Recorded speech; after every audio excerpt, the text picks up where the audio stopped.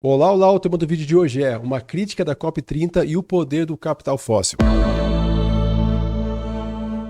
Então vamos lá, gente. A COP acabou de acontecer aqui em Belém do Pará e foi a primeira vez que esse encontro climático aconteceu aqui no meio da Amazônia. E por si só isso já dizia muita coisa. Porque o governo brasileiro ele tentou vender o evento aí como a COP da floresta e a COP da implementação, mas na prática quem poderia imaginar o que a gente viu foi outra coisa. Então isso aqui foi o palco onde as contradições do chamado capitalismo verde ficaram expostas de forma clara e dura. E essa conferência aqui aconteceu num momento de policrise global, são várias crises. Eu tentei resumir isso em só uma imagem, mas o mundo vai lidar com guerras, com tensões econômicas, com nacionalismos em alta e também do enfraquecimento do papel nos Estados Unidos e da União Europeia nas negociações climáticas. E aí, nesse cenário, realizar o evento aqui em Belém, aqui no Brasil, que é uma cidade marcada pela história de exploração, de extração, tudo isso vai virar uma metáfora viva do que acontece no sistema econômico global, que é o desenvolvimento desigual, a exploração e as contradições profundas. Então, quando a gente olha pela lente do materialismo histórico, a COP30 não foi apenas uma reunião mal resolvida. Ela foi um momento onde as grandes frações do capital global se reorganizaram. E aí o resultado final, expresso aqui no pacote político de Belém e também no que a gente chama de mutirão global, deixou isso claro, porque a conferência vai absorver a crítica ambiental e vai transformar ela em mais ferramentas financeiras. E aí o fato mais brutal foi a ausência de um compromisso firme para eliminar os combustíveis fósseis. No lugar disso, vão ser criados aí os roteiros voluntários, que não vão ter nenhuma força legal, junto aí com novos mecanismos de mercado também. Então isso mostra a força aí do capital fóssil e a fraqueza das instituições liberais, que não conseguem controlar as forças que criam a própria crise ecológica. Então esse vídeo vai tentar destrinchar o que aconteceu nesse negócio aqui. Então a gente vai olhar aqui para além do texto oficial e vamos examinar aí as relações de poder, os fluxos de dinheiro, as ideologias, tudo isso que moldou esse impasse. E esse vai ser um vídeo continuação daquele que eu fiz antes da COP, que comprovou basicamente que tudo que a gente falou ali ia acontecer e que não precisava também ser muito esperto para imaginar. Mas antes disso, quero me apresentar. Eu sou Felipe Boni, um dos fundadores da iGreen. E a iGreen é um ecossistema global em sustentabilidade que atua em três frentes. Uma é educação, outras são projetos e também consultorias. Então nós já formamos profissionais em mais de 188 países aí com nossas escolas de arquitetura sustentável, que vão englobar bem-estar, materiais, ESG, e também nós apoiamos empresas e marcas com consultorias especializadas para construir projetos, produtos também ou estratégias verdadeiramente sustentáveis. Então o nosso compromisso aqui é acelerar a transição para um futuro mais responsável, unindo conhecimento técnico e impacto real. Então conheça ali os nossos serviços nos links abaixo aqui do vídeo. E vamos continuar. E aí, para que a gente entenda por que a COP30 falhou tão profundamente, a gente precisa olhar além da diplomacia. Porque a crise climática não é um acidente. Ela é o resultado direto da lógica de expansão contínua do capitalismo. Então isso é o que é chamado de ruptura metabólica, ou seja, o momento em que o sistema rompe o equilíbrio entre a sociedade e a natureza. Então o capitalismo ele extrai recursos como se fossem infinitos e vai tratar o planeta como um grande depósito de lixo para suas sobras. E essa lógica não é uma exceção, é a regra de funcionamento do sistema. E em Belém essa ruptura aconteceu aí de algumas formas. Uma é o que a gente pode chamar de realidade biofísica, com cientistas como Carlos Nobre e o Johan Rockström alertando para o ponto de não retorno da Amazônia para o estouro de orçamento ali do carbono de 1,5 graus Celsius. É o que todo mundo fala o tempo todo e nenhuma novidade nesse aspecto. E aí a gente tem também a realidade política, onde os estados nacionais vão atuar como gestores dos interesses de suas elites econômicas e não como guardiões da estabilidade climática. E por isso aqui a gente vai usar o termo capitoloceno e não antropoceno, que é esse termo que significa que os seres humanos aí têm impacto nos processos planetários, ou seja, o aquecimento global é causado pelo homem. Porque antropoceno é uma palavra legal, mas ela vai colocar que o problema vem da humanidade inteira. E ela não vem da humanidade inteira. Ela vem de relações sociais específicas, baseadas nesse crescimento sem limite, na concentração de poder e na dependência de combustíveis fósseis. Então é um sistema onde poucos lucram e muitos pagam a conta. E aí na COP30 esse padrão vai ficar claríssimo, porque o norte global que historicamente acumulou riqueza queimando carvão, petróleo e gás, gás. E aqui está o tamanho do estrago que esse pessoal causou. E a gente é aqui o roxinho, gente. Nós não fizemos nada, ó. A gente está de boa aqui, ó, fazendo muito pouco. E considerando que esse roxinho aqui é a América do Sul como um todo. O Brasil está dentro disso. Mas enfim, o norte global vai usar o seu poder financeiro para defender soluções aí que mercantilizam a nossa atmosfera e vão empurrar os custos da adaptação para o sul global. E o acordo final então reforça o que todo mundo já sabe. A gente vai chamar isso aí de imperialismo ecológico, ou seja, o uso de instrumentos financeiros, dívidas e mercados para manter o poder, mesmo em meio do colapso climático. E a grande expectativa para a COP30 era avançar na transição para longe dos combustíveis fósseis. E o governo brasileiro prometeu fazer dessa conferência aí uma COP de verdade, onde as causas reais do aquecimento global seriam realmente enfrentadas. Pensa comigo, se já tiveram 30 COPs e nenhuma conseguiu fazer essa transição, por que nós conseguiríamos agora? E nada contra o nosso carisma, o nosso potencial aí, mas o que aconteceu foi logicamente que o contrário. A verdade científica vai perder mais uma vez para a verdade econômica do capital fóssil. Então, nas negociações, o bloco fóssil industrial vai mostrar sua força. Então, a Arábia Saudita, a Rússia, aqui a Índia também e outros países dependentes da exportação do petróleo e gás vão bloquear qualquer tentativa de incluir aí um plano obrigatório para eliminar os combustíveis fósseis. E como vai dizer aqui, a COP de Dubai ainda houve espaço para uma transição global de combustíveis fósseis. Mas como eu falei lá no vídeo passado, esse transicionar é uma coisa meio estranha, que não é um plano real. Pode acontecer, pode ser amanhã, pode ser depois da manhã ou pode ser nunca. Só que em Belém não vai acontecer nem isso. O texto final apagou qualquer menção sobre eliminação de fósseis. E no lugar disso, o acordo vai trazer apenas processos vagos, sem metas e sem datas. E aí, sem metas obrigatórias, a produção de petróleo, gás e carvão vai continuar crescendo, fica tranquilo. E aí os países da OPEP, que é a Organização dos Países Exportadores de Petróleo, eles vão defender uma narrativa aí que é bem perigosa. Eles vão falar que é para regular as emissões e não as fontes. Ou seja, continue produzindo petróleo, mas use tecnologias de captura de carbono para compensar. Só que isso vai transformar, gente, uma crise global e ecológica em um problema técnico, algo que na prática não funciona e só prolonga aí a vida útil do nosso capital fóssil. E aí, diante do bloqueio, o Brasil criou um caminho paralelo que são os famosos roteiros voluntários. E essa foi uma jogada política para evitar que a COP terminasse em fracasso total, mas ela trouxe aí riscos sérios. Então, primeiro porque fragmenta o regime internacional, segundo porque vai transformar também as obrigações climáticas em escolhas voluntárias. E aí surgiu a ideia desse mapa do caminho, mas que ele acabou ficando de fora aí dos textos da COP30. E aí vai ser uma iniciativa da presidência brasileira, que como a gente sabe, pode ficar tranquilo em relação a isso, vai ser completamente ignorado aí futuramente. Mas enfim, os roteiros voluntários vão permitir também que os estados e grandes emissores aí escapem de qualquer pressão real e também vai enfraquecer o Acordo de Paris como aquele espaço ali de decisão coletiva. Então essa neoliberalização da governança climática, porque cada país faz o que quer, quando quer, se quiser, e é assim que a banda vai tocar. E ali na reta final da COP, a Colômbia vai quebrar o silêncio, porque a delegação colombiana vai chamar o acordo de vazio e vai afirmar que ele ignorava a ciência. E aí o pedido de fala da negociadora aqui, a Daniela Duran, vai ser ignorado pelo presidente da COP no momento da martelada. E depois aí a sua declaração vai virar uma espécie de símbolo da indignação, porque um consenso imposto sobre o negacionismo climático, ele é um consenso falho. E a Colômbia, que decidiu parar de conceder novas licenças de petróleo, expõe aí um contraste direto com o Brasil, que fala em transição verde, mas planeja expandir a exploração na margem equatorial. Então esse episódio mostra aqui uma divisão real nesse sul global também, que é esse progressismo extrativista que busca usar o petróleo para financiar políticas sociais e também esse ecossocialismo emergente que quer romper com a dependência fóssil. Então, no fim, o pragmatismo vai vencer e a ambição climática aí vai perder. E aí, se na mitigação houve um bloqueio político, na parte financeira vai ficar evidente aí como o sistema global vai manter a desigualdade entre o norte e o sul, porque o novo objetivo coletivo quantificado, que a gente chama aqui de NCQG, ele deveria definir quanto dinheiro os países ricos vão transferir aos países em desenvolvimento para enfrentar a crise climática. Mas o que saiu ali da COP30 foi um mecanismo que na prática vai reproduzir a dependência, a dívida e essa violência aqui com o sul global, porque o acordo final vai definir uma meta de 300 bilhões anuais para países em desenvolvimento até em 2035 para ações climáticas aí. E esse número pode parecer grande, mas é apenas uma fração do necessário, porque a necessidade aí, segundo especialistas, vai ser de 1,3 trilhão por ano em recursos públicos. E aí o que o acordo trouxe então? Então, 300 bilhões, mas ainda vai ser por uma espécie de mobilização e não tem nada garantido ainda. Mas, enfim, esses 300 bilhões aí só são 23% do que é necessário e ainda vai ser empurrado para o setor privado. E, além disso, o texto vai transformar essa responsabilidade histórica dos países ricos em uma aspiração compartilhada aí por todos os atores. Então, isso dilui quem realmente causou a crise e transfere o peso para países que pouco contribuíram para ela. E o ponto mais crítico está na qualidade do financiamento, porque o norte global vai resistir a incluir aí metas obrigatórias de doações. Eles vão preferir manter empréstimos e operações aí via bancos multilaterais. E isso cria o que muitos chamam aí de armadilha da dívida verde. Então vai funcionar assim, pensa comigo, os países pobres vão enfrentar desastres naturais causados pelas emissões lá do norte e para reconstruir eles precisam pagar empréstimos. E isso aí vai aumentar a dívida externa. E para pagar, a gente vai precisar exportar mais commodities baratas. E aí isso vai destruir as florestas, os rios e os territórios aí todos, gerando ainda mais vulnerabilidade. Então, uma espécie aí de ciclo de pobreza e colapso ambiental que vai ser mascarado aí como financiamento climático. E aí os relatórios divulgados na COP, como esse aqui, o Climate Debt Risk Index 2025, eles vão alertar que esse modelo já está empurrado ali para diversos países para essa crise de dívida insustentável. Então, a COP30, ao aceitar esse formato, eles vão legitimar essa financiarização da crise climática. E aí um dos grandes anúncios do Brasil na COP30 foi o anúncio aqui do Tropical Forest Forever Facility. Então ele foi apresentado como uma solução inovadora para proteger as florestas tropicais. Mas quando a gente olha com atenção, a gente vai ver algo aí mais profundo. E aí se a gente vir aqui para baixo e traduzir isso aqui, a gente vai ter umas informações bem interessantes aí, que vai ser basicamente a transformação da natureza em um ativo financeiro global. Porque aqui o TFFFF, ele não é um fundo tradicional de doações como o Fundo Amazônia, por exemplo. Ele é estruturado como um veículo financeiro parecido aí com os usados por grandes bancos e fundos soberanos. Então ele vai funcionar assim, com o capital patrocinador. Então os países ricos colocam dinheiro como garantia e não vai ser uma doação. Esse capital precisa ser remunerado com juros. E aí com essa garantia, o fundo emite títulos ali no mercado financeiro global. Ou seja, ele vai buscar o resto do dinheiro com investidores privados. E aí o fundo vai investir esse dinheiro no mercado e os rendimentos gerados são usados para pagar aí países tropicais por hectare preservado, que vai ser aí medido por satélite. Então, uma operação financeira completa aqui aplicada sobre a floresta. Só que esse modelo tem riscos sérios, porque ele pode ter, por exemplo, volatilidade. Então, se a bolsa de valores ou de Wall Street caem, o fundo pode não gerar lucro suficiente para pagar pela conservação. Então, resumindo aqui, a proteção da floresta passa a depender do humor do mercado financeiro. Segundo problema disso, mercantilização. Então, a floresta passa a ter valor apenas se gerar retorno financeiro. E isso reforça a ideia de que a natureza só importa quando ela vira fluxo de caixa. Outro problema que a gente pode ter também é a subcapitalização, porque até o fim da COP, a TFFF aqui só tinha levantado ali 6 bilhões de dólares, que era muito abaixo da meta de 25 bilhões só ali para o capital de garantia. Ou seja, mesmo com tudo isso, o interesse real do norte em financiar a conservação ainda é limitado. Quem dirá doações que a gente já comentou antes? Então, se eles nem se interessaram por isso aqui direito, o que a gente pode imaginar daquelas doações ali que foram colocadas? E também a gente tem uma governança aqui que pode ser problemática, porque mesmo com a promessa de destinar 20% dos recursos a povos indígenas e comunidades locais, a gestão geral deve ficar na mão de quem? De instituições financeiras internacionais, como o Banco Mundial, que historicamente seguem uma lógica neoliberal e é distante dos territórios. Então, o risco é claro aqui, a conservação vai virar um produto e os guardiões da floresta aí vão continuar sem poder real sobre esses mecanismos. E um dos anúncios mais celebrados na COP30 foi essa decisão de triplicar o financiamento para adaptação até 2035, usando como base aqueles valores lá de 2019. E na prática isso foi vendido aí como uma grande vitória do pacote de Belém. Mas quando a gente olha de perto, a história é outra, porque os países mais vulneráveis pediam que essa triplicação acontecesse até 2030 e não em 2035. Então esse atraso de 5 anos ele é crítico. E aí você pode se perguntar por que é crítico? Porque os impactos climáticos eles não são lineares, eles vão se acelerando. Então, a cada ano sem recursos, isso significa mais perdas de vidas, mais destruição de moradias e infraestrutura também, vai ter mais migração forçada também, mais prejuízos econômicos aí que vão ser impossíveis de reverter. Então, o atraso não é só um detalhe técnico, ele é uma sentença de sofrimento aí prolongado. E outro problema grave aí é que a COP30 não garantiu que o financiamento para adaptação vai vir em forma de doações. Então, se vier na forma de empréstimos, vai acontecer o que eu já falei antes. Os países já endividados vão pagar mais dívida, vão fazer obras urgentes aí como drenagem, casas resilientes, diques, a infra de calor extremo para superar aí as ilhas de calor que a gente tem nas cidades, e a gente ainda vai ficar mais preso nesse ciclo de pagamento de juros. Então é como se você convidasse um amigo seu do norte para vir para uma festa na sua casa, essa pessoa vai chegar, vai beber, vai destruir a casa inteira e vai te oferecer um empréstimo para que você conserte sua casa. Então eu acho que é algo aí que não vai funcionar muito bem. Ainda a COP aprovou os indicadores de Belém, que é uma ferramenta aí técnica para medir progresso na adaptação. E eles aqui podem ser úteis, mas o problema é que não há dinheiro suficiente para transformar essas métricas em ação real. Então, sem financiamento adequado, esses indicadores vão se tornar aí apenas métricas. Eles vão deixar essa adaptação mais mensurável, mas isso não vai se tornar mais possível, entende? E essa noção de transição justa, ela nasceu dentro dos movimentos sindicais e também da justiça ambiental. E ela exigia uma redistribuição de poder, também uma proteção social forte, além de um planejamento econômico, a participação das comunidades e mudanças estruturais no modelo produtivo. Então era uma ideia transformadora. Só que ao entrar no sistema da ONU, esse conceito já vai começar a ser suavizado ali. Então ele vai ser absorvido pela diplomacia como um termo bonito aí, mas sem o peso financeiro e político necessário para mudar realmente a realidade. É o que o Gramsci vai chamar aqui de revolução passiva, ou seja, o sistema vai incorporar a crítica, mas vai esvaziar o seu conteúdo radical ali e vai devolver ele com uma política ali limitada. Porque o BAN foi criado como uma plataforma de cooperação, com um espaço ali de troca de conhecimento e esse mecanismo para planejar as políticas de transição. Mas ele não vai receber esse orçamento aí dedicado. E aí, sem dinheiro, ele vai só organizar conversas ali, mas não vai mudar nada. Então, sem esse financiamento robusto, essa transição justa, ela corre o risco de virar um rótulo ali usado por governos e também por empresas ali para legitimar mudanças que não protegem os trabalhadores. Então, ao invés de uma transformação social, a gente vai ver ali pequenos programas de retreinamento, ações pontuais e essa manutenção de estruturas de poder antigas, enquanto o capital ali vai se reorganizar para lucrar com essa economia verde. Então essa força de trabalho que sobra vai ser deixada para trás. E o banco iria evitar isso, mas sem dinheiro, ele vai apenas registrar o problema sem ter como enfrentar o problema. Ainda a COP30 finalizou aí as regras dos artigos 6.2 e 6.4 do Acordo de Paris, porque esses artigos eles definem como funcionam os mercados de carbono, ou seja, em mecanismos que permitem comprar e vender créditos de redução de emissões. E essa conclusão foi celebrada como um avanço técnico, mas quando a gente analisa aí de forma materialista, a gente vai ver uma outra coisa, que é essa consolidação da atmosfera como uma mercadoria, porque a lógica do artigo 6 vai ser simples, países ou empresas do norte global vão continuar emitindo, e aí para compensar, eles vão comprar créditos de carbono gerados aqui no sul global, e aí esses créditos vêm de projetos florestais, de energias renováveis, ou também a preservação de áreas naturais, mas na prática, gente, isso cria uma situação absurda, porque quem mais poluiu vai continuar poluindo e quem menos poluiu vai virar prestador de serviço ambiental. Então é uma troca desigual que vai reforçar essa divisão global da crise climática. E mesmo aí com novas salvaguardas sociais e também os mecanismos de reclamação, que são as conquistas importantes da pressão indígena e dos movimentos sociais, por mais que tudo isso tenha acontecido, ainda vão existir brechas gigantes. Então a gente vai ter ainda uma metodologia fraca, ou seja, vão permitir créditos que não representam reduções reais, ou remoções aí de carbono que são incertas, que podem ser usadas ali como equivalentes a cortes na fonte, o que vai ser falso aí. Então isso significa que as emissões vão continuar subindo, os créditos vão continuar sendo vendidos e o balanço global que vai parecer limpo apenas no papel. Então vai ser uma contabilidade muito criativa que vai ser aplicada para a crise climática. E aí esse sistema vai fazer com que territórios do sul global eles sejam tratados aí como espaços para absorver carbono, ou como reservatórios para compensar aí a poluição do norte, ou também moedas verdes aí para sustentar essa economia fóssil. Enquanto isso, as comunidades globais vão perder controle sobre suas terras, projetos de compensação vão gerar conflitos territoriais, e já não tem pouco aqui no Brasil, né, gente? E aí essa lógica colonial vai se atualizar num formato climático. E aí a atmosfera vai virar em mercado e o território vai virar em um ativo. Ainda na COP30 vai ficar claro que a crise climática já não é só um debate ambiental, ela vai virar também uma batalha comercial e industrial. Então a declaração de Belém aqui sobre a industrialização verde global e também as discussões sobre as medidas comerciais como o CBAM, ali da União Europeia, não confundir aqui com o autorofilista CBAM, mas enfim, isso vai mostrar que o clima agora é parte central da disputa por poder econômico no século XXI. E aí então o CBAM, cuja sigla é Carbon Border Adjustment Mechanism, é uma tarifa de carbono que a União Europeia quer aplicar aplicar produtos importados. Então a intenção declarada ela é ambiental, mas na prática, gente, ela vai funcionar como um mecanismo de controle comercial e é uma forma também de proteger as indústrias europeias e também um obstáculo para países em desenvolvimento que querem industrializar. Além disso, outras políticas aí como as regulações de desmatamento, que é essa UDR aqui, elas podem bloquear exportações do sul, mesmo quando os países do norte são historicamente responsáveis pela crise. Então, para muitos países, isso vai parecer um protecionismo verde disfarçado de preocupação climática, porque,